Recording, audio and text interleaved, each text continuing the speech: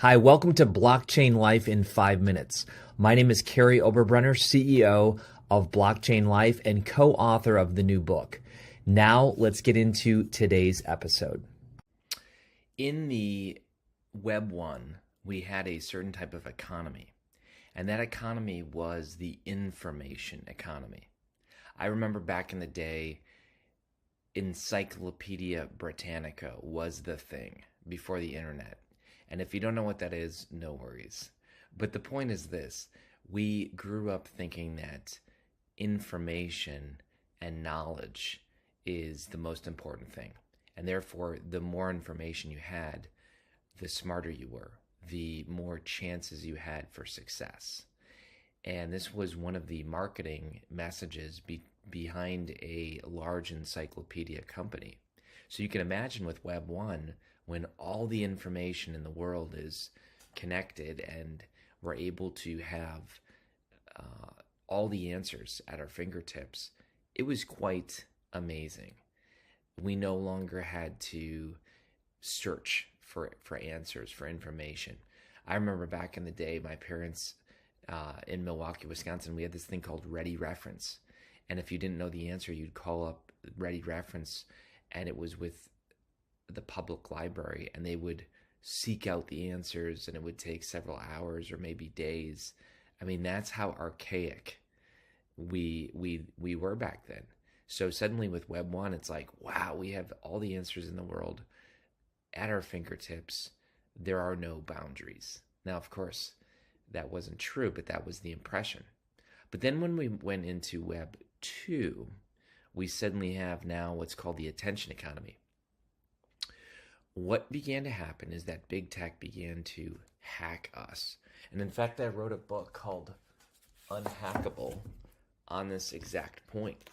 And that message is that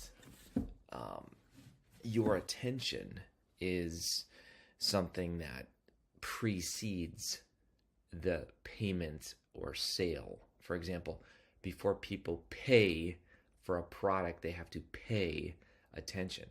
And so the attention economy was basically tapping into the fact that all people have limited time and attention.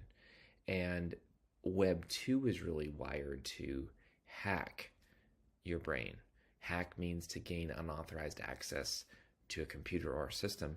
But as we know from our research, our bodies are systems: circulatory, respiratory, pulmonary, and our brains are like supercomputers.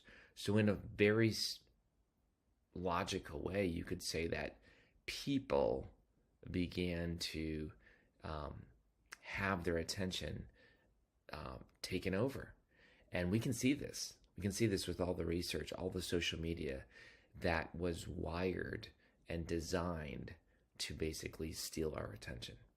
Now, Web 2 certainly has its advantages, but that was kind of the economy back in the day. Whoever wins attention wins the war on the internet.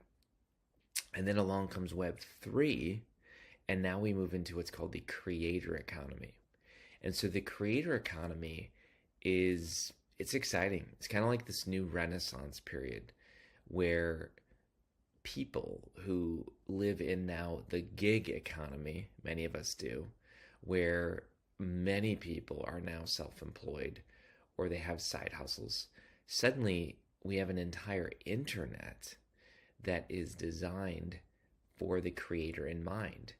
And you might say, give me examples. Well, some of these examples are the fact that when you create non-fungible tokens, NFTs, you have secondary and essentially perpetual royalties.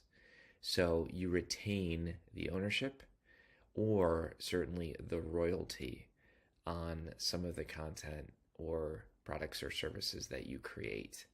We took away a lot of the friction of the Web 2, where there were a lot of third parties where people got involved. Now you can literally send crypto to somebody without waiting several days or getting a large percentage taken out for some kind of financial fee.